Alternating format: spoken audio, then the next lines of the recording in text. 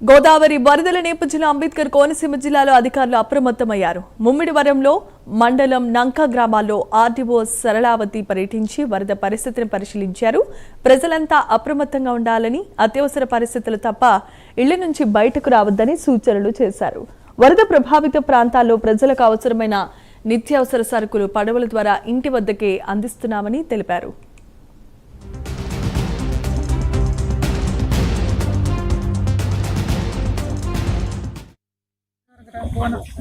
ముమ్మిడివరం మండలంలో మురుగేశ్వరంలో వరద ప్రభావం కొంచెం ఎక్కువగా ఉండటం వల్ల అధికారులందరూ ఇక్కడ ఉండటం జరిగింది.